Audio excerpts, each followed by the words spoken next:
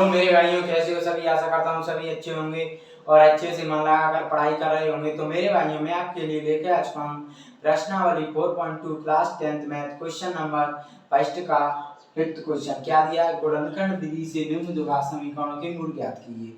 मतलब गुणनखंड विधि से द्विघात समीकरण ये दिया है, इसके मूल ज्ञात करने हैं। तो आइए हम इसे मूल ज्ञात करें गुणनखंड विधि से। तो क्या करते हैं, पहले करते हैं, लिखते हैं हल। हल में लिखेंगे दिया है 100x² minus 20x plus 1 equal to 0। अब क्या करते हैं गुणनखंड विधि है। सबसे पहले आपको क्या करना है, मैं एकदम सरल तरीका बताता हूँ। पहले आपको कुछ नहीं करना है, ये देखना है फर्स्ट और लास्ट टर्म। तो फर्स्ट वाला क्या है 100x² और लास्ट वाला 1, तो इसका गुणा करना है। तो इसका गुणा कितना आएगा करके, कितना आएगा 100x²। ध्यान आ गया, फर्स्ट और लास्ट वाले का गुणा करना है। तो 100 का 1 का गुणा करें तो 100x² आ रहा है। अब इसके ऐसे फैक्टर बनाने हैं। अब ऐसे कैसे निकालते हैं, मतलब हमें ऐसी दो संख्या निकालनी है कि गुणा या जोड़ करें और घटाव करें। तो यहाँ पर क्या है 20x, ये 20x दिया ना। यहाँ पर अगर हम दो संख्या ऐसी निकालेंगे कि जोड़ें घटाएं तो 20x आ जाए, और उन दोनों का जो संख्या लेंगे आएंगे उन दोनों का गुणा करें तो कितना आ जाए, गुणा करें तो इसका और इसका गुणा कर दिए 100x² आ जाए। उन दोनों का यहाँ पर गुणा करें और जोड़े तो माइनस की 20x आ जाए। ऐसा करना है। तो हम ऐसा कैसे निकालते हैं, ऐसा निकालते हैं हम इसका और इसका गुणा करेंगे। इसका और इसका गुणा क्या है 100x²। तो हम इसमें 100 के क्या करेंगे, ऐसा निकालने के लिए, ऐसा निकालने की हम दो संख्या कैसे ढूंढेंगे, हम ढूंढेंगे ऐसे कि 100 का हम एलसीएम लेंगे। अपने मन से तो लिया नहीं है 100, इसका और इसका गुणा करके हम पता लगाते हैं कि क्या लेना है। तो 100 लेना है, तो 100 का एलसीएम निकालेंगे। तो 100 का एलसीएम निकालेंगे तो क्या करेंगे, 2 दूनी 4, 5 25, 5 का 5।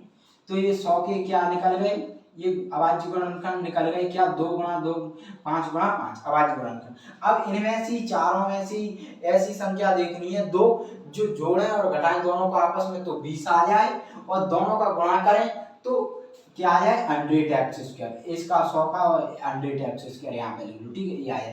तो यहाँ पे हम प्रयास करते हैं।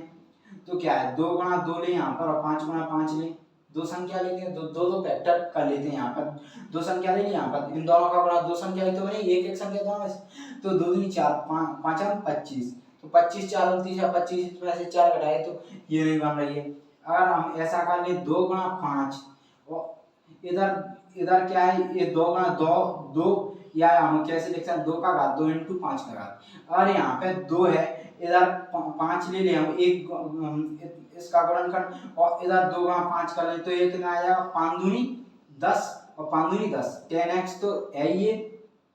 अब माइनस और माइनस, ठीक है, माइनस माइनस के क्यों लेंगे, क्यों लिए मैंने माइनस, क्योंकि यहाँ पे माइनस है इसलिए हमें माइनस का लेना है। तो 10x और 10x कितना हो गया 20x हो गया। तो हमारा एक तो ये आ गया 20x, हमें अब 20x आना चाहिए। तो 20x तो ये बीच में आ गया हमारा, माइनस का माइनस का जोड़ेंगे तो माइनस का 20x।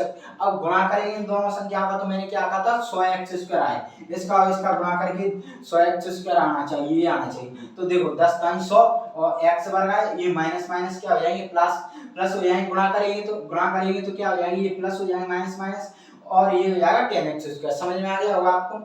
तो इधर क्या लिख लेते हैं, क्या फैक्टर बन गए हमारी 100x² माइनस 10x प्लस 1, ये बन गए हमारी, ठीक है। अब इनकी कोई जरूरत है नहीं है, तो इसको इरेज कर दो। आप इस वीडियो को क्या है मैंने समझाने का पूरा प्रयास किया। आप अगर नहीं समझा तो 2-3 बार द्वारा देख के इस वीडियो को देखना, आपको क्लियर डाउट हमेशा के लिए क्लियर हो जाएगा गुणनखंड विधि से फैक्टर बनाने का। क्योंकि बड़ी संख्या आती है तो बहुत दिक्कत आती है कि फैक्टर हम कैसे निकालें, सोचते रहते हैं। लेकिन ऐसे तरीके से करोगे मैंने बताया तो बहुत ही जल्दी कर लोगे, ठीक है।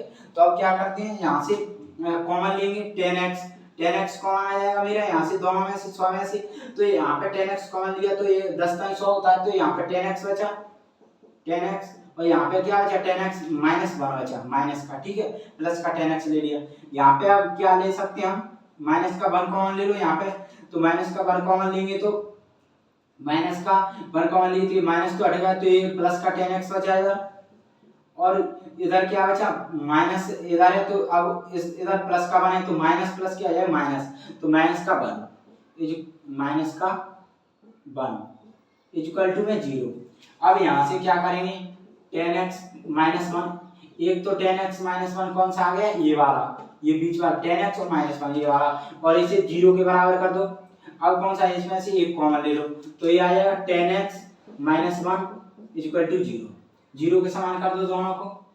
तब अब 10x इक्वल टू कितना आ जाएगा मेरा, सॉरी अब इधर ले लेते हैं, नीचे दिक्कत आए दिखेगा नहीं तो इधर ले लेते हैं। तो अब क्या हो जाएगा 10x इक्वल टू में क्या आ जाएगा, इधर बन जाएगा तो 1 और ऐसे ही 10x इक्वल टू में 1, तो ये आ जाएगा x इक्वल टू क्या आ जाएगा 1/10 और ये आ जाएगा x इक्वल टू 1/10, मतलब दो बराबर मूल दोनों मूल बराबर हो गए। तो लिख देंगे अतः द्विघात समीकरण के अभीष्ट मूल क्या है 1/10 1/10 है। ठीक है, दिए गए द्विघात समीकरण के मूल 1/10 1/10 है। ठीक है, या ये भी लिख सकते थे अतः दिए गए द्विघात समीकरण। तो मैंने आपको सरल तरीके से बता दिया कि गुणनखंड विधि से कैसे हल करते हैं। ठीक है, तो मेरे भाइयों अगर क्वेश्चन समझ आया तो वीडियो को लाइक करना, शेयर करना, कमेंट करना और चैनल को सब्सक्राइब करना ना भूलना। धन्यवाद, थैंक यू।